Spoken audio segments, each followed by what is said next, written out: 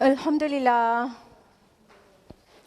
الحمدللہ رب العالمین والصلاة والسلام علی رسولہ الکریم وعلی آلہ واصحابہ اجمعین اما بعد واعوذ باللہ من الشیطان الرجیم بسم اللہ الرحمن الرحیم لا الہ الا انت سبحانک انی کنت من الظالمین بسم اللہ الرحمن الرحیم وَلَقَدْ يَسَّرْنَا الْقُرْآنَ لِلذِّكْرِ فَهَلْ مِن مُدَّكِرٍ بسم اللہ الرحمن الرحیم رب اشرح لی صدری ویسر لی امری واحلل عقدۃ من لسانی یفقہوا قولی۔ میری عزیز سامعات، درس قرآن مجید میں آپ کا تہہ دل سے خیر مقدم ہے۔ السلام علیکم ورحمۃ اللہ وبرکاتہ۔ کیسے آپ سبھی لوگ؟ جو لوگ میرے سامنے بیٹھے ہیں اور جو لوگ زوم پر دیکھ رہے ہیں، سبھی لوگ خیریت سے ہیں؟ الحمدللہ۔ اللہ تعالیٰ سے from the bottom of my heart دعا ہے کہ آپ واقعتاً اچھی رہیں، عافیت میں رہیں، خوشحال رہیں اور دنیا اور آخرت دونوں میں کامیابی نصیب ہو پائے آپ کو، اور اللہ تعالیٰ آپ سے راضی ہو جائے اور ہم لوگ جنت میں بھی ساتھ رہیں۔ آمین۔ تو کون سی سورہ چل رہی ہے درس قرآن مجید میں؟ سورہ انبیاء۔ سورہ انبیاء کا سورہ نمبر کیا ہے؟ 21۔ بالکل صحیح۔ تو لاسٹ ویک ہم لوگوں نے سورہ انبیاء میں کہاں تک مکمل کیا تھا؟ بالکل، آیت نمبر 79۔ تو آج ہم لوگوں کو ڈیٹیل میں کہاں سے جاننا ہے؟ 80 سے۔ تو پھر آج آپ لوگ اس کے آگے کا بھی آپ ہی لوگ بول دیجئے پورا۔ تو آپ لوگ نہیں، ہم ہی کریں گے انشاءاللہ۔ تو ریویژن لے لیتے ہیں اس سے پہلے کہ باقاعدہ آیت نمبر 80 آنورڈز ہم لوگ تفصیل سے جانیں، تھوڑا سا چھوٹا سا ریویژن لے لیتے ہیں اس سے پہلے کی آیات کا۔ تو اس سے پہلے کی ویکس میں ہم لوگوں نے ابراہیم علیہ السلام کے قصے کو قدر طویل جانا۔ پھر اس کے بعد آیت نمبر 74 اور 75 میں لوط علیہ السلام کا قصہ شروع ہوا، اور اللہ تعالیٰ نے لوط علیہ السلام کے متعلق فرمایا کہ ہم نے انہیں بھی علم اور حکم عطا کیا تھا۔ ٹھیک ہے، تفصیل سے ہم نے بتایا تھا ان کا کیا معنی ہوتا ہے۔ اور پھر اللہ تعالیٰ نے ذکر کیا اس بستی کا جہاں سے اللہ تعالیٰ نے لوط علیہ السلام کو نکال لائے تھے حفاظت کے ساتھ، اور وہ بستی کون سی تھی؟ سدوم کی بستی۔ ویری گڈ، ماشاء اللہ، بارک اللہ۔ اس کے علاوہ لوط علیہ السلام کو اللہ تعالیٰ نے فرمایا کہ ہم نے ان کو اپنی رحمت میں شامل کیا اور وہ صالح بندے تھے۔ ہم نے یہ بھی بتایا تھا کہ انبیاء علیہ السلام کے نیک صالح ہونے کے متعلق قرآن میں کیوں ریپیٹیشن ہے۔ اس کے بعد آیت نمبر 76 سے نوح علیہ السلام کا واقعہ شروع ہوتا ہے کہ اور یہاں سے بگن ہوتا ہے کہ جب نوح علیہ السلام نے دعا کی کہ اللہ تعالیٰ کو پکارا، اور اس کی تفصیل میں آپ کو بتایا تھا کہ کیا دعا کی اور کن حالات میں دعا کی، تو اللہ تعالیٰ نے فرمایا کہ ہم نے ان کی دعا کو سنا اور انہیں نجات دے دی۔ اور پھر اس کے بعد آیت نمبر 77 میں ہے کہ اللہ تعالیٰ نے نوح علیہ السلام کی مدد کی ان کے قوم کے مقابلے میں۔ یقیناً وہ بہت برے لوگ تھے اور ان کو غرق کر دیا گیا، یہ سبھی جانتے ہیں۔ ٹھیک ہے، پھر اس کے بعد آیت نمبر 78-79 میں داؤد علیہ السلام اور سلیمان علیہ السلام کا ذکر شروع ہو چکا ہے، اور ہم نے آپ کو لاسٹ ویک بتایا تھا کہ ایک کھیتی والوں کا فیصلہ ہونا تھا، وہ فیصلہ داؤد علیہ السلام کے دربار میں لایا گیا، اور داؤد علیہ السلام نے جو فیصلہ دیا اس سے بھی بہتر فیصلہ اللہ تعالیٰ نے سلیمان علیہ السلام کو سکھا دیا، اور لفظ ہے فَفَهَمْنَاهَا، تو اس کا فہم ہم نے دے دیا سلیمان کو۔ ٹھیک ہے، تو سلیمان علیہ السلام نے جو فیصلہ کیا وہ داؤد علیہ السلام کے فیصلے سے بھی بہتر تھا۔ اس میں کیا کیا پوائنٹس نکل کر آتے ہیں وہ سب بھی ہم نے تفصیل سے ڈسکس کیا تھا۔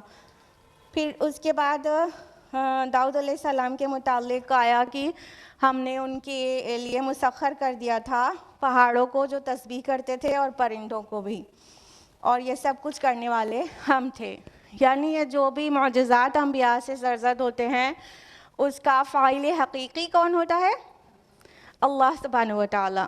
ٹھیک ہے. اب کوئی چھوٹے موٹے کام بھی ہم اور آپ کریں تو اس چیز میں تاثیر والا اور ایکچوئل ڈوئر اللہ تعالیٰ ہی ہوتا ہے. تو یہاں تک ہوا تھا لاسٹ ویک. اب ہم لوگ اس کے آگے جانیں گے آیت نمبر 80 آنورڈز. اور داؤد علیہ السلام کا قصہ بھی تمام نہیں ہوا ہے, وہ کنٹینیوڈ ہے. اور آیت نمبر 80 ہے اعوذ باللہ من الشیطان الرجیم بسم اللہ الرحمن الرحیم وَعَلَّمْنَاهُ صَنْعَةَ لَبُوسٍ لَكُمْ, اور ہم نے انہیں تمہارے لیے لباس کی صنعت سکھائی. لِتُحْصِنَكُم مِّن بَأْسِكُمْ فَهَلْ أَنتُمْ شَاكِرُونَ, تاکہ وہ تمہیں بچائے تمہاری جنگ سے, تو کیا تم شکر گزار بنتے ہو. یہ کس کے متعلق کہا جا رہا ہے کہ لباس کی صنعت سکھائے؟ داؤد علیہ السلام کے بارے میں. جیسے کہ ہم نے کہا کہ داؤد علیہ السلام کا قصہ بھی چل رہا ہے, تو اللہ تعالیٰ نے داؤد علیہ السلام کے اوپر جو نعمت کی تھی اس کا ذکر کیا. فرمایا کہ ہم نے ان کو لباس کی صنعت سکھائی. تو صنعتی لباس کون سا ہو سکتا ہے بھائی؟ جی زیرہ بختر. ٹھیک ہے. ایسا نہیں ہے کہ زیرہ بختر اس سے پہلے استعمال نہیں ہوتی تھی, لیکن داؤد علیہ السلام کے دور میں داؤد علیہ السلام نے جو ٹیکنالوجی انٹروڈیوس کی, اسپیشلی آئرن کو پیوریفائی کرنے کے لیے, آئرن کو ایکسٹریکٹ کرنے کے لیے, وہ اس سے پہلے عام نہیں تھی. ہسٹری کا مطالعہ کریں گے تو پتہ چلے گا کہ داؤد علیہ السلام was actually the manufacturer of armour. کیسے؟ کیونکہ اس سے پہلے جو وہ بنتے تھے نا زیرہ بختر, وہ عام لوگوں کے ریچ تک نہیں تھے, کیونکہ اس کی ٹیکنالوجی کے ایک شام اور ایشیا کوچک کی قوم تھی حتی, وہ لوگ آئرن کو ایکسٹریکٹ کرنا جانتے تھے, لیکن وہ آئرن کو جس کٹھن مراحل سے گزار کر پروسیس کرتے تھے اور ایکسٹریکٹ کرتے تھے اور اس سے لوہے کی چیزیں بناتے تھے, وہ اتنی مہنگی ہو جاتی تھی کہ آئرن کی ویلیو, لوہے کی ویلیو اس دور میں سونے چاندی کے برابر ہو جاتی تھی, جس سے وہ عام انسان کی ایک تو پہنچ میں نہیں آ رہی تھی, دوسرا وہ اس کو مخفی بھی رکھے ہوئے تھے. پھر اس کے بعد فلسطینیوں نے بھی آئرن کو ایکسٹریکٹ کرنا سیکھا, لیکن وہ بھی راز رکھے ہوئے تھے.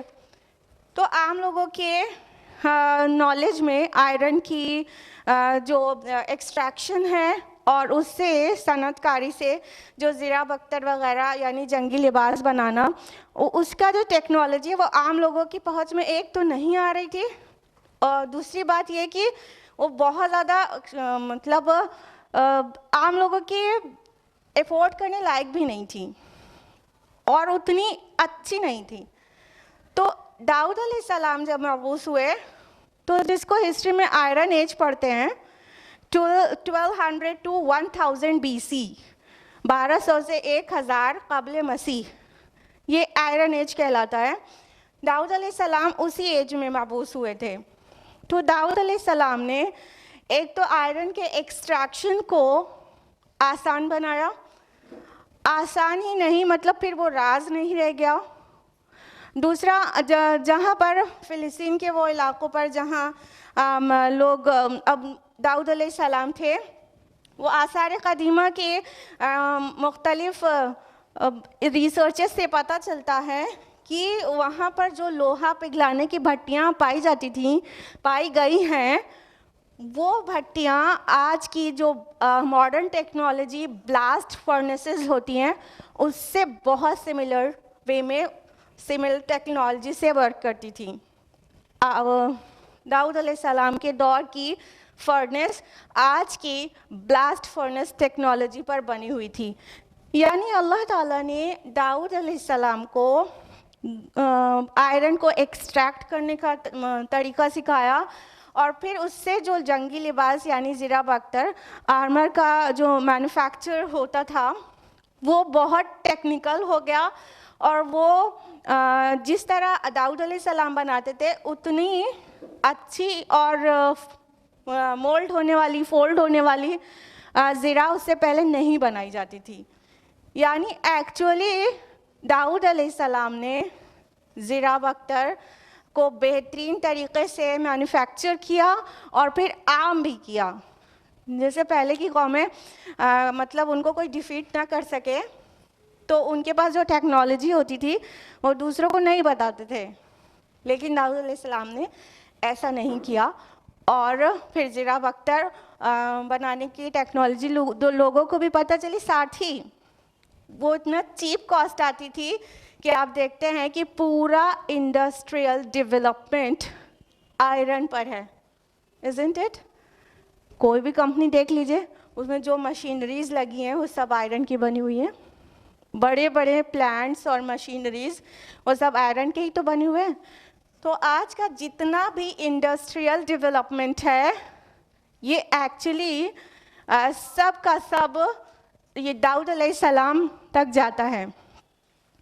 यानी अल्लाह ताला किसी को कोई चीज़ बिगिन करने की तौफीक दे देता है और उसकी अक्ल और शऊर दे देता है, तो उसको तो हम लोग नहीं भूल जाते ना जिसने शुरुआत की. बाद में डेवलपमेंट्स होते रहते हैं. तो पहली बात तो ये कि इसको अल्लाह की तरफ मंसूब करना चाहिए, और दूसरी बात ये कि जिसने उसकी बुनियाद डाली हो या आसान बनाया हो उसको भूल नहीं जाना चाहिए. जैसे कि आज मॉडर्न टेक्नोलॉजी कंप्यूटर्स, चाहे सुपर कंप्यूटर्स ही क्यों ना हो, मेन फ्रेम कंप्यूटर्स क्यों ना हो, लेकिन जब कंप्यूटर का नाम आता है तो चार्ल्स बैबेज को कोई भूल नहीं जाता. जबकि चार्ल्स बैबेज का एनालिटिकल इंजन और डिफरेंस इंजन इतना डिफरेंट था आज के कंप्यूटर से कि ज़मीन आसमान का फ़र्क है. लेकिन चूँकि उसी की एडवांसमेंट के बाद आज का मॉडर्न डे कंप्यूटर वजूद में आया, लिहाजा चार्ल्स बैबेज को तो नहीं भूल जाते हम लोग, लेकिन दाऊद अलैहिस्सलाम को भूल जाते हैं. तो अल्लाह ताला फरमा रहे हैं फ़हल अंतुम शाकिरून, क्या तुम शुक्रगुजार बनते हो? एक तो अल्लाह के शुक्रगुजार कि उसने सिखा दिया, सारी साइंस टेक्नोलॉजी सब उसकी सिखाई हुई है, उसकी पढ़ाई हुई है. दूसरा, जो लोग हमसे पहले आए दे हैव कंट्रीब्यूटेड, और उनके कंट्रीब्यूशन को हमें एक्नॉलेज करना चाहिए. तो उनका क्या शुक्र करते हो? तो अल्लाह ताला का भी शुक्र, and the people came before us, उनका भी एक्नॉलेजमेंट और शुक्र. इस आयत से कुछ मसाइल भी निकल कर आते हैं. पहली बात तो ये कि अल्लाह ताला के करीब तरीन बंदे अहलुल्लाह, उनके लिए कोई दुनिया का काम करना ये मायूब बात नहीं है. यानी नबी है और दुनियादारी, माज़ल्लाह लोग दुनियादारी समझे अगर इसको साइंस टेक्नोलॉजी को, तो नबी है या अल्लाह का वली है और दुनिया का काम कर रहा है, इस्लाम में इसमें कोई ऐब नहीं है. तो किसी को अल्लाह का वली होने पर सिर्फ इसलिए शक नहीं किया जा सकता कि वो तो दुनिया के बहुत सारे काम करते हैं, वो तो ऑफिस में बैठे रहते हैं, या तो वो तो मतलब सनत व हरफत का काम करते हैं. ठीक है. दूसरी बात ये कि दस्तकारी से माश हासिल करना ये आयन जायज़ है, और बल्कि हमारे असलाफ और अम्बिया का बहुत बार पेशा भी रहा है. तीसरी बात ये इससे अख़ज़ की जा सकती है कि असबाब का इस्तेमाल तवक्कुल के मुनाफी नहीं है. यानी जब हम मीन्स यूज़ करते हैं तो इसका ये मतलब नहीं होता वी डोंट ट्रस्ट अल्लाह सुब्हानहू व तआला. असबाब का इस्तेमाल करना चाहिए, लेकिन तवक्कुल अल्लाह पर करना चाहिए. तो असबाब का इस्तेमाल करने का मतलब ये नहीं है कि तवक्कुल अल्लाह पे नहीं कर रहे हैं. जब हम सोचें कि ये जो चीज़ है इसी से सब कुछ हो गया, तवक्कुल भी उसी पर कर लें और फिर इसकी गैर मौजूदगी में फिर कोई हमारा बेड़ा पार नहीं लगा सकता, तो अभी गलत हो गया. क्लियर है? तो असबाब इस्तेमाल करें, लेकिन तवक्कुल अल्लाह पर करें. लेकिन असबाब को इस्तेमाल किया जाए तो फिर ये कोई गलत फहमी नहीं पाल सकता कि अल्लाह पर तवक्कुल नहीं किया जा रहा है. तो इस तरह से दाऊद अलैहिस्सलाम पर अल्लाह ताला ने इतनी नियामतें नाजिल की थीं. अच्छा, इसके कुछ तफासिर ये भी आती है कि दाऊद अलैहिस्सलाम के लिए अल्लाह ताला ने लोहे को इतना नर्म कर दिया था कि वो जिस तरह से चाहते थे उसको मोल्ड कर लेते थे। यानी जैसे मोम होता है, मोम को हाथ से शेप दिया जा सकता है, उसी तरह बाज़ मुफस्सिरीन का मानना है कि लोहा उनके हाथ पर इतना नर्म था, उनके हिसाब से फ्लेक्सिबल था कि वो मोल्ड कर सकते थे। वल्लाहु आलम, अल्लाह के नबी थे, शक करने की कोई ज़रूरत नहीं है। आयत नंबर 81 है, वले सुलैमान अर्रिह आसिफतन तजरी बि अम्रिही इलल अर्दिल्लती बारकना फीहा, और हमने मुसख्खर कर दिया था सुलेमान अलैहिस्सलाम के लिए तेज़ चलने वाली हवाओं को जो उसके हुक्म से चलती थीं उस सरज़मीन की तरफ जिसमें हमने बरकत अता की थी। वकुन्ना बिकुल्लि शैइन आलिमीन, और हम तमाम चीज़ों का इल्म रखने वाले हैं। अब सुलेमान अलैहिस्सलाम का तज़किरा आ रहा है बक़द्र तफ़सील कि अल्लाह सुब्हान तआला फरमा रहे हैं कि हमने सुलेमान के लिए तेज़ चलने वाली हवाओं को मुसख्खर कर दिया था। यानी अल्लाह ताला ने सुलेमान अलैहिस्सलाम को हवा पे मतलब उनके लिए मुसख्खर कर दिया था। इसके कई माना निकाल सकते हैं। बाज़ का कहना है कि हवा को मुसख्खर कर देना मतलब उनकी मर्ज़ी से चलती थी जिधर वो चाहते थे, और बाज़ उसको एक्सप्लेन इस तरह से करते हैं, इसकी तौजीह इस तरह से करते हैं कि चूँकि उनके किंगडम में जो बादबानी जहाज़ थे वो इतने डेवलपमेंट हो गया था और इंपोर्ट एक्सपोर्ट का बिज़नेस इतना डेवलप्ड हो गया था उनके दौर में, सुलेमान अलैहिस्सलाम के दौर में, कि उनका हमेशा कोई ना कोई बादबानी जहाज़ का बेड़ा एक समंदर के एक किनारे से दूसरे किनारे की तरफ जाता ही रहता था, चाहे आता था चाहे जाता था। यानी वेस्ट में मेडिटेरेनियन सी और साउथ में रेड सी की तरफ कोई ना कोई बेड़ा रहता ही था। तो ये जो आमद रफ्त थी बादबानी जहाज़ों के बेड़ों की, वो उनके लिए बहुत आसान कर दी गई थी। यानी उनका जो एक्सपोर्ट इंपोर्ट का वर्क था उस उनके किंगडम में वो बहुत तरक्की पजीर हुआ। लिहाजा ये भी समझा जाता है, और आपको पता होगा बादबानी कश्तियाँ या जहाज़ होते हैं वो हवा के रुख के हिसाब से ही चलते हैं। यानी हवा का रुख जिधर होगा बहुत मैटर करता है कि जहाज़ उस तरह से चलेगा। ये जो बाद में मोटर्ड शिप्स आए हैं तो वो जो है वो टेक्नोलॉजी अलग है। पहले जो बादबानी कश्तियाँ और जहाज़ थे, देखा होगा पर्दों में, बड़े बड़े पर्दों में मतलब वो शिप्स होते थे या तो कह सकते हैं कश्तियाँ होती थी, उस पर बड़े बड़े पर्दे होते थे। तो वो हवा जिस तरह से उस पर पड़ती थी उस तरह से वो चलते थे। अगर ऑपोजिट डायरेक्शन में हवा चल रही हो तो फिर वो बादबानी कश्ती से सही जगह पे नहीं जाया जा सकता था। तो कहने का मतलब है कि ये भी समझा जा सकता है कि ये जो बादबानी जहाज़ होते थे इनको अल्लाह ताला का हुक्म था कि सुलेमान अलैहिस्सलाम का ये जहाज़ जिधर जाएंगे हवा उस रुख पर चलेगी। और ये भी है कि सुलेमान अलैहिस्सलाम के जो जहाज़ हैं या उनका हवाई सफ़र है वो बहुत फास्ट था, जिसका जिक्र सूरह सबा सूरह नंबर 34 आयत नंबर 12 में आया है कि एक सुबह का सफ़र 1 महीने की मुसाफत के बराबर और एक शाम का सफ़र 1 महीने की मुसाफत के बराबर होता था। यानी एक तेज़ घुड़सवार जिस दूरी को 1 महीने में पूरा करेगा वो एक सुबह में पूरी हो जाती थी वो दूरी, और जो घुड़सवार 1 महीने में जिस सफ़र को पूरा करेगा वो एक शाम को पूरी हो जाती थी। सुलेमान अलैहिस्सलाम की सफ़र की दूरियां तय हो जाती थीं। तो इस तरह से भी अल्लाह ताला ने इलाबोरेट किया है कि सुलेमान अलैहिस्सलाम के लिए हवा को اللہ تعالیٰ نے کتنا مسخر کر دیا تھا. تو اور یہاں پر جو ذکر آیا بارکنا فیہا، اس زمین پر، اس سرزمین پر جس میں ہم نے برکت رکھی ہے. یہ کون سی سرزمین کی بات ہو رہی ہے؟ بالکل شام اور فلسطین. پہلے تو پورا علاقہ ایک ہی تھا، تو وہ شام اور فلسطین کی بات ہو رہی ہے. اور یہ کہ اس سرزمین میں اللہ نے برکت رکھی تھی، قرآن میں اور بھی مقامات پر اس کا ذکر ملتا ہے.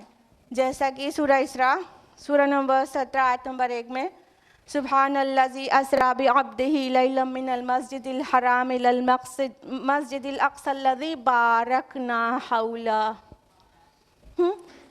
اس سرزمین کی طرف لے گیا اللہ تعالیٰ، مسجد حرام سے مسجد اقصیٰ کی طرف، جہاں پر ہم نے برکت رکھی ہے، جس کے ماحول میں.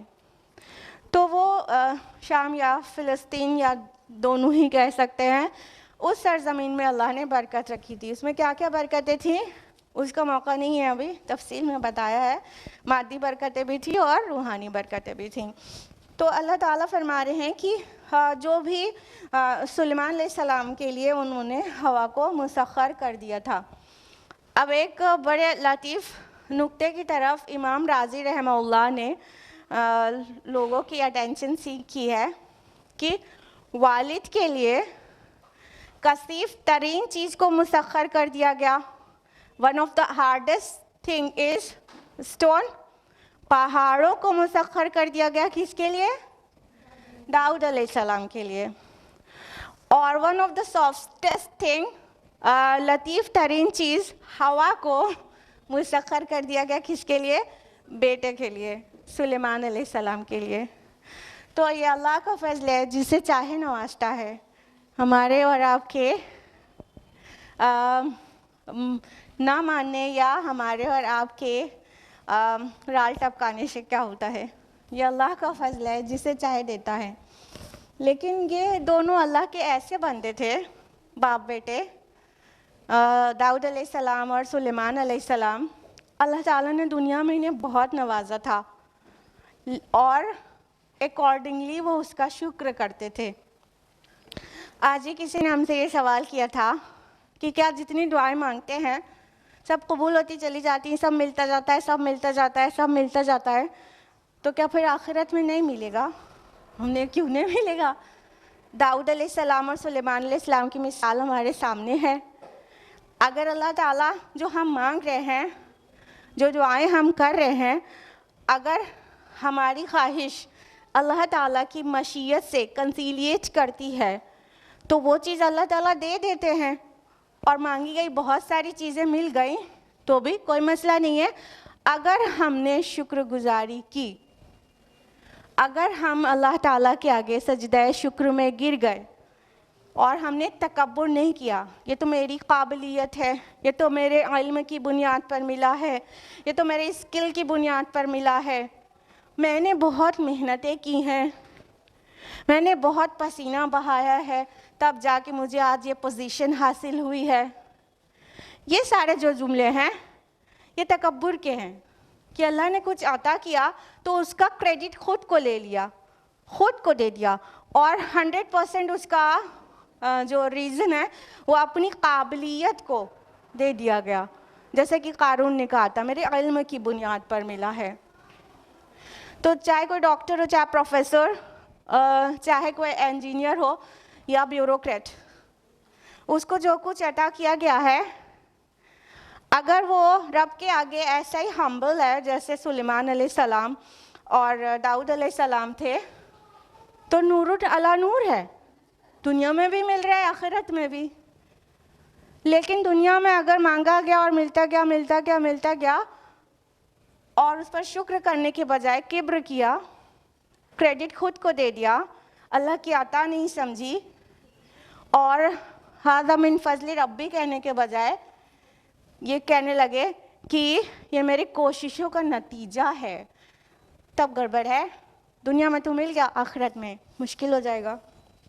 تو سلیمان علیہ السلام اور داؤد علیہ السلام میں نہایت عمدہ مثال ہے کہ دنیا میں جب اللہ کسی کو عطا کرے تو ہمارا ریسپانس کیسا ہونا چاہیے، اور ہمیں اور ہمبل ہو جانا چاہیے، اور ہر دم اللہ کی ہی شکر گزاری کرنا چاہیے۔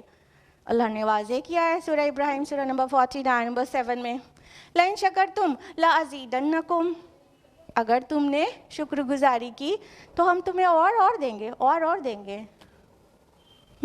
تو ہم شکر گزار بنیں، اگر دنیا میں دعائیں قبول ہوتی یا چیزیں ملتی ہیں جو دنیاوی ہم چاہتے ہیں مل رہی ہے، ویل اینڈ گڈ، خوب شکر کریں اللہ تعالیٰ کا، تو آخرت میں ملے گی۔ اور قرآن مجید نے سب طرح کی مثالیں دی ہیں تاکہ انسان اپنے آپ کو دیکھ لے کہ اس سے سملر جو واقعہ ہے وہ کس کا ہے، پھر اس کے حساب سے وہ اپنی کنڈکٹ کو مولڈ کرے۔ تو دنیا میں عطا جن کو اللہ کرتا ہے وہ دیکھیں کہ داؤد علیہ السلام اور سلیمان علیہ السلام میں اللہ نے ایسا کیا رکھا تھا کہ دنیا میں ملنے کے ساتھ ساتھ انہیں آخرت میں بھی ملے گا، اور اس کی سب سے پیک چیز ہے شکر گزاری۔ آیت نمبر 82 ہے، وَمِنَ الشَّيَاطِينِ مَن يَغُوصُونَ لَهُ، اور شیاطین میں سے بھی ہم نے بہتوں کو مسخر کر دیا تھا جو اس کے لیے سمندروں میں غوطہ خوری کرتے تھے، وَيَعْمَلُونَ عَمَلًا دُونَ ذَلِكَ، اور وہ اس کے علاوہ بہت سے دوسرے کام بھی کرتے تھے، وَكُنَّا لَهُمْ حَافِظِينَ، اور ہم ہی ان پر نگراں تھے۔ اب اللہ سبحانہ تعالیٰ سلیمان علیہ السلام پر اپنی اور بلیسنگز کا ذکر کر رہے ہیں، اور ان میں سے ایک بلیسنگ ہے کہ شیاطین، اور یہاں پہ بمعنی جن ہے، کہ جنوں کو بھی اللہ تعالیٰ نے سلیمان علیہ السلام کے لیے مسخر کر دیا تھا، یعنی جن کی برادری کے لوگ دے سروڈ سلیمان علیہ السلام۔ آج کل جو لوگ کہتے ہیں والا والا جن میرے قبضے میں ہے، اور یہ جو کمرے میں ساری بوتلیں لٹکی ہیں اس کے اندر ایک جن ہے، جھوٹ بولتے ہیں، وہ جھوٹ بولتے ہیں۔ جنوں کو اپنی طرح سے چلا پانا سلیمان علیہ السلام کے پاس تھا۔ سلیمان علیہ السلام کے لیے اللہ تعالیٰ نے جنوں کو مسخر کر دیا تھا، اور یہاں پر شیاطین ورڈ آیا ہے، اس سے صاف ظاہر ہوتا ہے سرکش جن بھی ان کے قبضے میں، کہنے کا مطلب ان کے اوبیڈینٹ تھے، وہ جو سخت سے سخت تر کام ان جنوں سے لینا چاہتے تھے ان کو کرنا ہوتا تھا۔ تو اللہ تعالیٰ نے فرمایا کہ وہ جن کو ان کے قبضے میں کر دیا تھا، کہنے کا مطلب مسخر کر دیا تھا جو لفظ آئے قرآن میں، تو غوطہ خوری کرتے تھے وہ، یعنی سمندر کی تہوں میں جا کر موتیاں نکال کر لاتے تھے، مونگے نکال کر لاتے تھے۔ اور فرمایا کہ اس میں اور بھی ان کے کچھ کام تھے، تو یہ اور کام کون سے تھے؟ سورہ سبا کی آیت نمبر 13 میں ہے کہ ان کے لیے تعمیری کام بھی کرتے تھے، بلڈنگ کنسٹرکشن کرتے تھے، اور بڑے بڑے، اب جنوں کی طاقت اندازہ لگائیے کہ ان کی طاقت کیسی ہوتی ہے، کہ بڑے بڑے پتھر اٹھانا انسان کے بس کا نہیں ہے، کرین ہوتا نہیں تھا، ٹھیک ہے، تو وہ جن سب سلیمان علیہ السلام کے آرڈر پر وہ سارے کام کرتے تھے۔ اور آپ کو پتہ ہے کہ سلیمان علیہ السلام جب فوت ہوئے ہیں تو جنوں کو پتہ تک بھی نہیں چلا تھا، اور وہ اسی طرح بہت ہارڈ لیبر میں تھے، اور جب تک تعمیری کام مکمل نہیں ہو گیا تھا تب تک انہیں پتہ تک نہیں چلا تھا کہ سلیمان علیہ السلام فوت ہو گئے، اور وہ گھن، وہ کیڑا جب ان کے عصا کو کھا جاتا ہے اور لکڑی گر جاتی ہے اور آپ گر جاتے ہیں تب انہیں پتہ چلتا ہے۔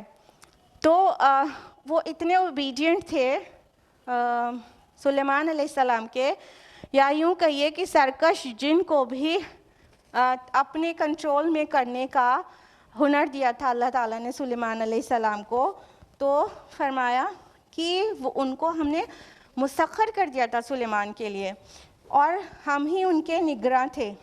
یہاں پر جو حافظین ورڈ آیا ہے، یہ اس کا مطلب ہے بہتر اردو میں جو یہاں پر نکل رہا ہے، ہم ہی ان کو سنبھالنے والے تھے، یعنی وہ جو سرکش جن جس کے لیے شیطان ورڈ آیا، شیطانوں کو کنٹرول میں رکھ پانا سلیمان علیہ السلام کا ایکچولی کام نہیں تھا، بلکہ وہ کرنے والا اللہ تعالیٰ تھا، اللہ نے سنبھالا ہوا تھا۔ अल्लाह ताला की दी हुई पावर थी जो सुलेमान अलैहिस्सलाम के पास थी। देखिए हम लोग को पूरे तसलसल में एक टीचिंग बिल्कुल मिलती जा रही है कि फ़ाइल हकीकी अल्लाह के अलावा कोई भी नहीं है। तो आज हमारे जो भी स्किल्स हैं उसको हम अल्लाह की तरफ मंसूब किया करें कि अगर कोई बहुत इंटेलिजेंट है, कोई बहुत वाइज है और कोई बहुत दूरंदेश है या कोई बहुत अच्छी पोजीशन पर है, तो ये सारा कुछ अल्लाह की तरफ मंसूब होना चाहिए कि अल्लाह ने अक्लमंद बना दिया, अल्लाह ने फ़हम नसीब किया, अल्लाह फ़ाइल हकीकी है। तो यहाँ पर अल्लाह ताला कह रहे हैं हम उनके निगरां थे, हम उनके मुहाफ़िज़ थे, हम उनको संभालने वाले थे, हम कंट्रोल करने वाले थे। और अगर अल्लाह ताला नहीं चाहते तो सुलेमान अलैहिस्सलाम नहीं कर सकते थे।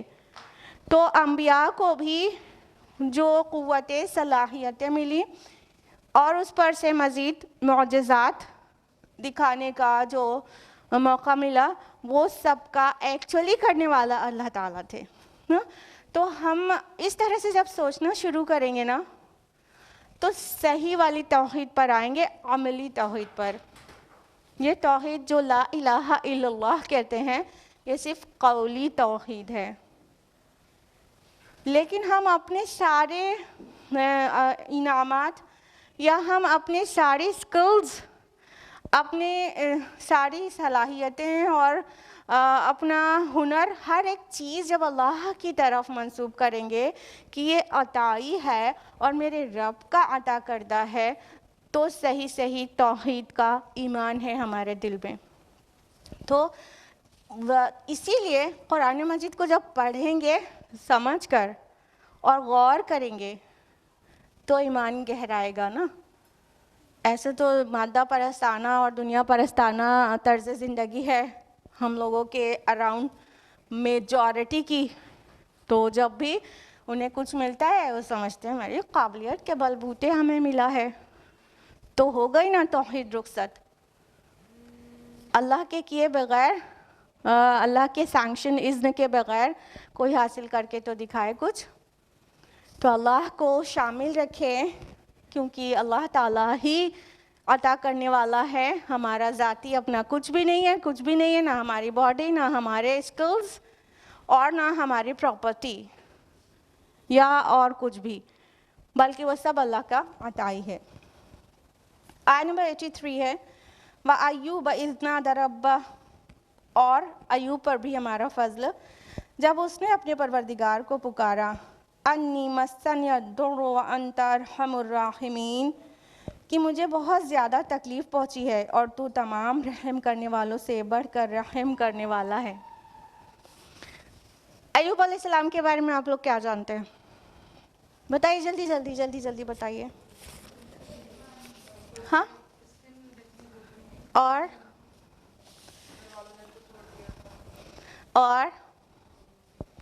उनका क्या चीज़ फेमस है? सब्र अय्यूब फेमस है। अब चलिए हिस्ट्री से जानिए अय्यूब अलैहिस्सलाम के बारे में। अय्यूब अलैहिस्सलाम इसराइली नबी नहीं थे, इब्राहिमी और इसहाक़ी ज़रूर कह सकते हैं, क्योंकि अय्यूब अलैहिस्सलाम याकूब अलैहिस्सलाम के बड़े भाई कैस थे, उनकी औलाद में से थे। यानी इसहाक़ अलैहिस्सलाम तक तो प्रोजनी ऊपर से आ रही है, जो इब्राहिम अलैहिस्सलाम और इसहाक़ अलैहिस्सलाम, फिर एक बेटे याकूब अलैहिस्सलाम थे इसहाक़ अलैहिस्सलाम के, और एक बेटे कैस थे, उनकी प्रजनी से हैं। इसीलिए कह रहे हैं इब्राहिमी इसहाक़ी तो कह सकते हैं, इसराइली नहीं कह सकते, क्योंकि याकूब अलैहिस्सलाम के भाई के बेटों में से पाँचवीं, इब्राहिम अलैहिस्सलाम की पाँचवीं नस्ल से हैं। तो इसराइली तो वो है ना जो याकूब अलैहिस्सलाम की औलाद हैं, चिल्ड्रन ऑफ याकूब अलैहिस्सलाम, उन्हीं का नाम इसराइल था ना, याकूब अलैहिस्सलाम का अनदर नेम। तो अय्यूब अलैहिस्सलाम इसराइली तो नहीं, लेकिन हाँ इब्राहिम अलैहिस्सलाम के ही ख़ानदान से हैं, और उनकी उम्र 210 साल थी। उसके अलावा ये वो पीरियड है जिसको 1800 یا 1850 BC جو پیریڈ تھا وہ پیریڈ، اس پیریڈ میں وہ مبعوث ہوئے تھے، یعنی تقریباً 1800 سال قبل مسیح۔ ایوب علیہ السلام ایک ایسے نبی تھے جن کو اللہ تعالیٰ نے بہت ساری ویلتھ دے رکھی تھی، وہ بہت مالدار تھے، اور ساتھ ہی ان کے اندر صبر اور ثابت قدمی بہت تھی۔ یوں تو سبھی انبیاء میں ہوتی ہے، لیکن اسرائیلی روایات میں آتا ہے کہ ایوب علیہ السلام کے متعلق شیطان نے اللہ تعالیٰ سے کہا کہ وہ تو آپ کا شکر گزار اس لیے ہے اور صبر والا اس لیے ہے کیونکہ آپ نے اس کو اتنا دے رکھا ہے، ابھی یہ سب چیز نہ ہو تب ابھی حقیقت کا پتہ چل جائے۔ تو اللہ تعالیٰ نے ایوب علیہ السلام کو جو کچھ عطا کیا تھا، یعنی بہت ساری ویلتھ دی تھی، اور فارم آف ویلتھ یہ پلاسٹک منی نہیں رہے گا نا، دھیان ہے نا، ابھی آپ کے پاس کتنے ڈیبٹ کریڈٹ کارڈز ہیں، اس سے پتہ چلتا ہے کتنی کارز ہیں، اس سے پتہ چلتا ہے انسان کا ویلتھ اور اسٹیٹس، یا بینک بیلنس سے پتہ چلتا ہے، رائٹ؟ تو اس ٹائم پر جو ویلتھ کا فارمز تھے وہ جانوروں کا غلہ، کھیتی، زمین، یہ سب سے نوکر چاکر، تو ان سبھی چیزوں سے اللہ تعالیٰ نے ایوب علیہ السلام کو نوازا تھا۔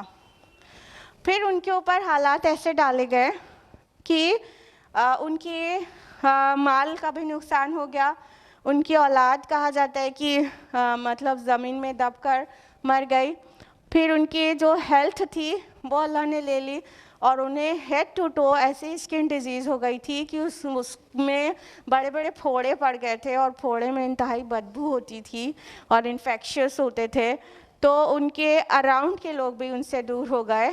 کہا جاتا ہے کہ بیوی بھی یا تو اس وجہ سے ہوئی ہوگی یا کسی بھی وجہ سے اللہ نے بیوی، اولاد، مال کے سارے فارمز سب کچھ ان سے لے لیا، اور انہوں نے صبر و ثبات سے کام لیا۔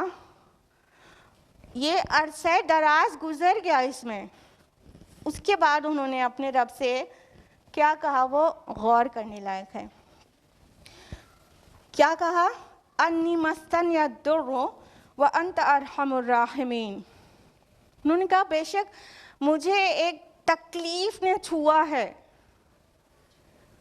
ہارم ٹچڈ می، اے میرے اللہ مجھے تکلیف نے چھوا ہے، بس آپ تمام رحم کرنے والوں سے بہتر رحم کرنے والے ہیں۔ کچھ لوگ کہتے ہیں کہ یہ شکوہ ہے، اس میں کون سا انداز شکوہ ہے؟ وہ کیا کہہ رہے ہیں؟ اللہ کے سامنے اس بات کو قبول کر رہے ہیں کہ بے شک مجھے تکلیف پہنچ رہی ہے، اور اللہ تعالیٰ کے آگے گڑ گڑا رہے ہیں کہ اللہ تعالیٰ آپ تو سبھی رحم کرنے والوں سے بڑے اور بہتر رحم کرنے والے ہیں۔ اس میں تو عاجزی، عبدیت کا انتہا درجے کا تصور موجود ہے۔ شکوہ تو تب ہوتا ہے کہ اللہ پاک آپ نے مجھے اتنے دن سے بیمار ڈالا ہوا ہے، کیا میں ہی ملی تھی کہ میں ہی بیمار رہوں، میرا سب کچھ لٹ گیا، برباد ہو گیا۔ یہ سارے الفاظ جو دہراتے ہیں وہ ہم جیسے لوگ دہراتے ہیں، لیکن ایوب علیہ السلام نے اتنی ثابت قدمی کے ساتھ ڈٹے رہے۔ صبر ایوب علیہ السلام مشہور ہے۔ صبر کا کیا معنی ہوتا ہے بتائیے؟ صبر کس کو کہتے ہیں؟ بتائیے، جلدی بتائیے۔ دیکھیے صبر کا معنی ہوتا ہے چاہے جیسے بھی حالات آ جائیں، ایڈورس کنڈیشنز آ جائیں، اس میں بھی ثابت قدمی دکھانا اور کیپ گوئنگ رہنا، حرکت پہ رہنا، جو کر رہے ہیں وہ کرتے رہنا، سٹاپ ہو کر شکوے شکایت نہیں کرنے لگنا، یہ صبر ہے۔ تو ایوب علیہ السلام نے اللہ کی عبادت میں کمی نہیں کی اور شکوے شکایت کچھ بھی نہیں کیا۔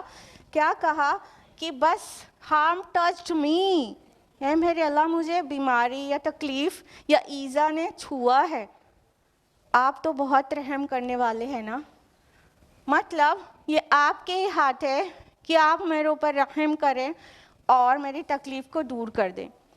اللہ تعالیٰ سے اپنی تکلیف کے دور کیے جانے کی دعا کرنا یہ تقوی کے منافی نہیں ہے، بالکل مانگا جا سکتا ہے اپنے رب سے۔ جو بات غلط ہے وہ یہ کہ انسان چیخے چلائے اور اللہ تعالیٰ کی بقیہ نعمتوں کا اعتراف بھی کرنا چھوڑ دے، اس کا بھی انکار کر دے کہ کچھ تو ملا ہی نہیں، سب کچھ تو لوٹ گیا۔ انسان کا ایک چیز اگر ڈسٹرائے ہو جاتا ہے، مان لیجیے کسی کی شاپ تھی اس میں آگ لگ گئی، تو انسان کہہ دیتا ہے کہ سب برباد ہو گیا، کچھ نہیں بچا جینے کے لیے، ایسے ہی کہہ دیتا ہے۔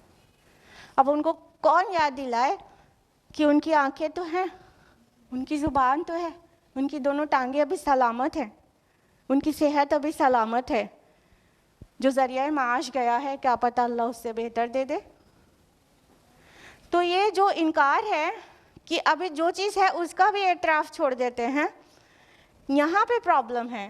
پرابلم یہ نہیں ہے کہ کسی نے کہا کہ اے میرے اللہ مجھے تکلیف پہنچی ہے، مجھے غم پہنچا ہے، یہاں اتنے میں کوئی پرابلم نہیں۔ دیکھیے یعقوب علیہ السلام کو بھی جب اتنی سچویشن سے گزرے تھے، یوسف علیہ السلام بچپن میں ہی مس ہو گئے، نہیں مل رہے تھے، ان کے غم میں گھلے جا رہے تھے، اور سب گھر والے لوگ کہتے کہ واللہ آپ کا تو دماغ سٹک گیا ہے۔ تو انہوں نے کیا کہا تھا؟ سورہ یوسف سورہ نمبر 12 آیت نمبر 86، انہوں نے اللہ تعالیٰ سے کہا تھا انما اشکو بثی وحزنی الی اللہ، کہ میں تو اپنا رنج و غم اور اپنی تکلیف صرف اللہ کے سامنے ہی کھولتا ہوں۔ تو جو بندہ مومن ہوتا ہے نا، وہ اللہ کے سامنے اپنے درد اور اپنی تکلیف کا بیان کرتا ہے، ان سے ہر ایک سے رونا نہیں رویا کرتا۔ جیسے کہ ہماری سوسائٹی میں عام ہے کہ اگر کسی سے فون پہ پوچھ ہی لو کہ اور خیریت ہے، تو اس کا مطلب سمجھتے ہیں کہ میڈیکل ہسٹری بیان کرنی ہے، کتنے دن سے کیا چل رہا ہے سب اسی خیریت ہے کے جواب میں مل جاتا ہے۔ ہوتا ہے نہیں ہوتا؟ کسی کی توہین میرا مقصد نہیں ہے، لیکن کیسی ہے خیریت ہے اس کا جواب ہے کمپلیٹ میڈیکل ہسٹری۔ یار آج کل تو ایسے چل رہے ہیں، تو یہ ڈاکٹر بدلا، وہ ڈاکٹر بدلا، پھر یہ ہوا، پھر وہ ہوا، پوری کہانی تکلیف کی ایک خیریت ہے کے جواب میں مل جاتی ہے۔ یہ ایک بندہ مومن اور ایک عالی ظرف انسان کا طریقہ نہیں ہوتا۔ وہ عام طور پہ اس سے پوچھا جائے کیا ہے خیریت ہے تو الحمدللہ سے ہی جواب دیتا ہے، اور وہ اپنی ہر پریشانی کی تفصیلات ہر ایک کو نہیں بتایا کرتا۔ ہاں اگر اپنے مخصوص لوگوں کے سامنے انسان کچھ اپنی میڈیکل ایشوز ڈسکس کرتا ہے then there is nothing wrong in it، لیکن ہر ایک سے بس سب سے پہلا کام اپنی ساری تکالیف گنا دینا، ایسے بعض لوگ کرتے ہیں، تو یہ بہت کم ظرف انسان کی پہچان ہے۔ اور عالی ظرف انسان اپنے رب سے کہتے ہیں اور ہر ایک سے نہیں کہا کرتے ہیں۔ ہر وقت زبان پر حرف شکوہ اور حرف تکلیف نہیں رہتا، بلکہ الحمدللہ رہتا ہے۔ ہمارے پیارے نبی صلی اللہ علیہ وسلم کا کیا طریقہ تھا؟ مشکل کے وقت بھی کہتے تھے الحمدللہ علی کل حال، ہر حال میں اللہ کا شکر ہے۔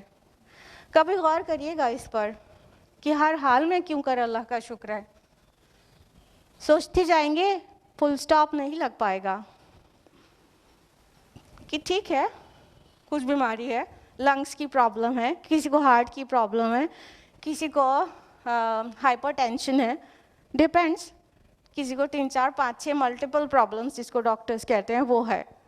اس کے علاوہ تو باقی چیزیں ٹھیک ہے نا، گھر پہ ابھی بھی تو چھت ہے، ہاں پیر میں ابھی بھی تو شوز ہیں، آنکھوں میں روشنی ابھی بھی تو باقی ہے، سوسائٹی میں عزت ابھی بھی برقرار ہے، گنتے رہیے۔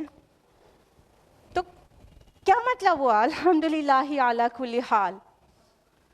کچھ ایک تکلیفیں ہیں نا، باقی سب کے لیے تو الحمدللہ، ہر حال میں الحمدللہ۔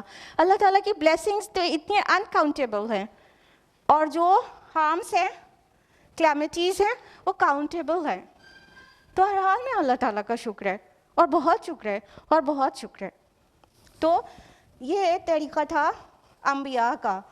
तो उन्होंने अपनी तकलीफ़ का शिकवा नहीं, उसको मेंशन अल्लाह के सामने किया। और अब्दियत का जो अंदाज़ है वो देखिए, अपने रब की तारीफ़ की, हम्द व सना की उस चीज़ के लिए कि अल्लाह आप अरहमुर राहिमीन हैं और हम आपकी रहमत के मोहताज हैं।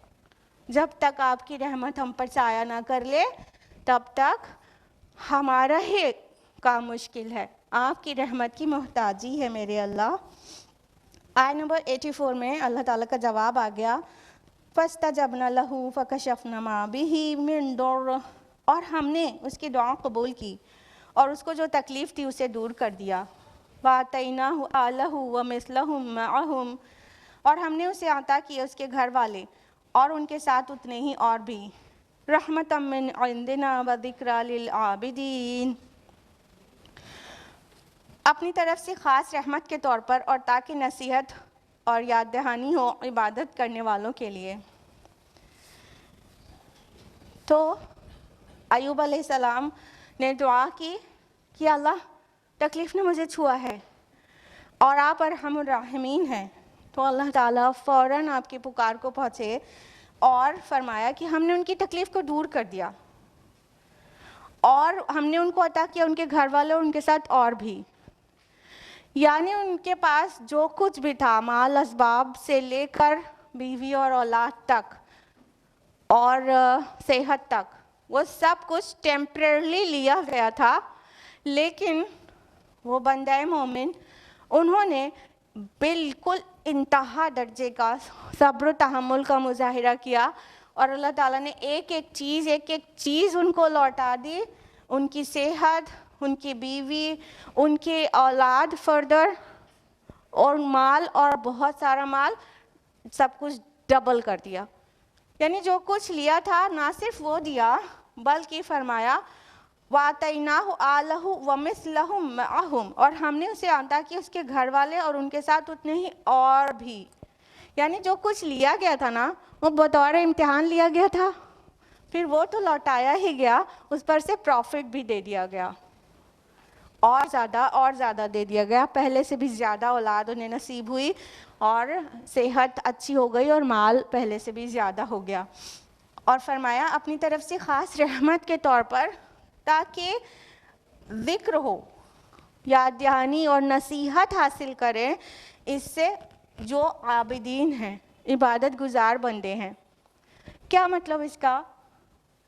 कि ये इनायतें सिर्फ अय्यूब अलैहिस्सलाम के लिए नहीं थी। कोई भी बंदे मोमिन, कोई भी बंदे आजिज़, कोई भी बंदे आबिद जब सब्र के मराहिल में एक्चुअली सब्र कर पाता है, साबित कदम रहता है, रब का शुक्रगुजार रहता है और साबिर रहता है, तो अल्लाह ताला उसको भी, उसकी परेशानियों को भी दूर कर देते हैं, उसको भी माला माल कर देते हैं। नसीहत अखज़ करें आबिद बंदे, सच्चे इबादत गुजार, कि देखें अय्यूब अलैहिस्सलाम को दिया था, फिर लिया सब कुछ ले लिया, बहुत कुछ, और फिर लौटा दिया और बढ़ा के लौटा दिया। तो हमारे और आपकी लाइफ में भी जो कमियां आ जाती हैं, कोई चीज़ अल्लाह ले के आजमा रहा होता है तो उसे आजमाइश ही जाने, हारे दिल होके ना बैठ जाएं कि पहले के दिन देखो क्या हम लोग देसी घी में खाना बनाते थे और इतने नरम बिस्तर पे सोते थे और एक आज का दिन है। नहीं, साबित कदमी दिखाएं, कीप गोइंग रहें। जो इबादत का मामूल है, जो शुक्र का मामूल है, जो ज़ुबान पे शिकवा नहीं लाने का मामूल था, वो सब कंटिन्यूड रखें। अल्लाह ताला लौटा देगा, ये टेम्परेरीली लिया गया है, लौटा भी देगा। इन केस ज़िंदगी में नहीं लौटाया गया तो जन्नत में तो कहीं नहीं गया ना। साबिर और शाकिर की जगह क्या है? जोर से बोलिए, चहक कर, जन्नत। तो जब हम सब्र और शुक्र का मुजाहिरा करेंगे, مان بھی لیجئے کہ دنیا میں نہیں بھی ملا, نہیں نظر آیا, کوئی بات نہیں, جنت میں تو مالا مال کر دیے جائیں گے. تو اس سے نصیحت اخذ کرنا ہے. یہ قصے کہانیاں تو قرآن ایسے انٹرٹینمنٹ کے لیے تو نہیں سناتا, جیسے کہ یوٹیوب پہ جایا جاتا ہے اور ٹیلی ویژن کھول کے سٹوریز سنا جاتا ہے, دیکھا جاتا ہے. یہاں پہ سٹوری ٹیلنگ اس فارم میں تو نہیں ہے. ہاں سٹوریز ہیں, قصص ہیں, لیکن اس سے نصیحت اخذ کرنے کے لیے. ہر نبی کے ہر قصے میں یا پچھلی قوموں کے ہر واقعات میں نصیحتیں بھری پڑی ہیں. ایک نصیحت, دو نصیحت نہیں, بہت ساری. تو جب ہم قرآن پڑھے سمجھیں تو اس سے کچھ نہ کچھ ٹیک اوے بھی لیں, کچھ اس سے اخذ کریں. تو ایوب علیہ السلام کے سٹوری سے کیا ٹیک اوے ملا؟ ہر حال میں صبر و ثابت قدمی اور اللہ کا شکر اور شکوہ کبھی بھی نہیں. آیت نمبر 85 ہے وَإِسْمَاعِيلَ وَإِدْرِيسَ وَذَا الْكِفْلِ كُلٌّ مِّنَ الصَّابِرِينَ. اور اسی طرح اسماعیل علیہ السلام اور ادریس علیہ السلام اور ذوالکفل پر بھی, وہ سب کے سب صابرین تھے. اب اللہ تعالیٰ اپنے دیگر انبیاء کا نام سے مختصر میں ذکر کرتے ہوئے فرما رہے یہ سب صابر تھے. یعنی اس کے پہلے صبر ایوب مشہور ہے, وہ قرآن سے یہیں سے ٹیکن ہے. ایوب علیہ السلام کا قصہ ان کے بارے میں بیان کرنے کے بعد میں اور انبیاء کو انکلیوڈ کر کے کہہ دیا گیا وہ صابرین میں سے تھے. دیکھیں ادریس علیہ السلام کے بارے میں آپ لوگ کیا جانتے ہیں؟ He was an ancient prophet. آدم علیہ السلام کے بعد اور نوح علیہ السلام سے پہلے مبعوث ہوئے. شیث علیہ السلام اس سے پہلے مبعوث ہو چکے تھے. تو یہ قدیم انبیاء میں سے ایک ہے ادریس علیہ السلام. اور اسماعیل علیہ السلام کے بارے میں کیا کہنا ہے, سب کو سب کچھ پتہ ہے. اور ذوالکفل علیہ السلام کا ذکر ہے یہاں پر. تو ذوالکفل کے بارے میں کوئی تحقیقی معلومات نہیں ہے, کچھ اسے واضح نہیں ہوتا, یہاں تک کہ یہ بھی بہت تحقیقی نہیں ہے کہ وہ نبی ہی تھے. ڈاؤٹ ہے کہ نبی بھی ہو سکتے ہیں اور نہیں بھی, لیکن زیادہ چانسز نبی ہونے کے ہیں, زیادہ پرومیننٹ اوپینین, کیونکہ ان کا نام جہاں کہیں پر آتا ہے نا ذوالکفل, وہ انبیاء کے ساتھ ہی آتا ہے. تو اس سے اندازہ لگایا جا سکتا ہے کہ وہ بھی نبی ہیں, نہ کہ کوئی غیر نبی. تو ذوالکفل علیہ السلام کے متعلق مختلف اقوال ہیں. کچھ لوگوں کا ماننا ہے کہ یہ کسی دوسرے نبی کا ہی دوسرا نام ہے, جیسے کہ نبی صلی اللہ علیہ وسلم کا نام محمد کے ساتھ ساتھ احمد بھی تھا. یعقوب علیہ السلام کا ایک اور نام کیا تھا؟ اسرائیل, ٹھیک ہے. اور عیسیٰ علیہ السلام کو اور کیا کہتے ہیں؟ مسیح علیہ السلام نا, مسیح کہتے ہیں. تو انبیاء کے ایک سے زیادہ بھی نام ہیں. تو بعض کا ماننا ہے کہ یہ ذوالکفل, کوئی کہتا ہے یوشع علیہ السلام کا نام ہے, کوئی کہتا ہے الیاس علیہ السلام کا دوسرا نام ہے, یہاں تک کہ کوئی کہتا ہے زکریا علیہ السلام کا نام ہے, یا تو پھر تورات میں حزقیل علیہ السلام کا ذکر ہے, کہتے ہیں ان کا نام ہے. یہ مختلف اقوال ہیں. ان سب کے علاوہ ایک بہت انٹرسٹنگ بات یہ ہے کہ موجودہ دور کے ایک محقق اور مولانا مناظر حسن گیلانی, ان کی تحقیق ہے, ان کا ریسرچ ہے کہ یہ ذوالکفل he was none but Gautam بدھ. ان کا ماننا ہے یہ گوتم بدھ تھے, یعنی گوتم بدھ ایک نبی تھے. یہ ان کا تحقیق اور ان کا ریسرچ کا رپورٹ ہے جو ہم آپ کو بتا رہے ہیں, اور انہوں نے بڑے اسٹرانگ دلائل دیے ہیں. گوتم بدھ کہاں پیدا ہوئے تھے بتائیے؟ گوتم بدھ کہاں پیدا ہوئے تھے؟ کپل وستو میں نا. تو یہ جو کپل وستو ہے کہتے کفل ہے, اسی کو کپل, کیونکہ یہ پا عربی زبان میں پا تو ہوتا نہیں, 3 نقطے کے ساتھ پا تو ہوتا نہیں, تو وہی کفل ہے. تو کپل وستو مطلب کفل والا, ذوالکفل یہ وہ ہے. اور انہوں نے جو اب آپ لوگ سوچ رہے ہوں گے کہ گوتم بدھ کی جو ٹیچنگز ہیں وہ پروفٹ کی ٹیچنگ کہاں ہو سکتی ہے؟ تو ہم کہیں گے کہ مسیح علیہ السلام کی جو فالوورز ہیں وہ جو فالو کر رہے ہیں وہ بھی تو مسیح علیہ السلام کی ٹیچنگ نہیں ہے. تو اس میں یہ گنجائش تو رہتی ہے کہ ان کی ٹیچنگز کو بہت مسخ کر دیا گیا ہو اور مسخ شدہ ٹیچنگز تعلیمات کو فالو کیا جا رہا ہو. پہلے کیا تھی اور ابھی کچھ کب کیا سے کیا ہو چکی ہے. تو یعنی ممکن ہے ان کا جو ریسرچ ہے اس کے اسٹرانگ دلائل ہیں. باقی آئی کین سے واللہ عالم، اللہ بہتر جانتا ہے. تو بعض مفسرین ذوالکفل کے بارے میں کہتے ہیں کہ ذوالکفل کا معنی ہوا دوہرا اجر پانے والا. تو ان کی حکومت شام میں بھی تھی اور بیبیلونیا عراق میں بھی. تو وہ دونوں جگہ ان کا جو اثر ہے بنی اسرائیل کے اوپر وہ انہی کا اثر سب سے زیادہ ہے. تو ذوالکفل کا مطلب دوہرا اجر پانے والا، اور وہ ایک اسرائیلی نبی تھے. I would like to say it again, واللہ عالم. آیت نمبر 86 میں اللہ تعالیٰ نے فرمایا وَأَدْخَلْنَاهُمْ فِي رَحْمَتِنَا إِنَّهُمْ مِنَ الصَّالِحِينَ، اور ہم نے ان کو اپنی رحمت میں داخل کیا، یقیناً وہ سب صالحین میں سے تھے. اب اللہ تعالیٰ پھر سے فرما رہے ہیں کہ ہم نے ان کو جتنے انبیاء کا ذکر ابھی کیا گیا وہ سب کو اللہ تعالیٰ نے اپنی رحمت میں داخل کیا، اور اتنا ہی نہیں وہ سب صالحین تھے. اب دیکھیے دیکھا جائے تو انبیاء جو ایک بہت بڑا شرف والا اور بہت بڑا عہدہ ہے، ان نبیوں کے لیے کہا جب صالحین میں سے وہ سب نیک لوگ تھے. جبکہ اصطلاح میں ہم لوگ صالحین کس کو جانتے ہیں؟ مومنین میں سے جو اچھے نیک عمل کرنے والے وہ صالحین ہیں. لیکن انبیاء کے متعلق بار بار صالحین کا ریپیٹیشن ہے، وہ اس چیز کے لیے ہے کیونکہ پچھلی قوموں نے انبیاء علیہم السلام کی تصویر کو اتنا بگاڑ کر پیش کیا ہے اپنی کتابوں میں. جیسے کہ ہم آپ کو بارہا بتایا کرتے ہیں کہ تورات میں یعنی بائبل میں نبیوں کے متعلق ایسے بہتان تراشیاں ہیں.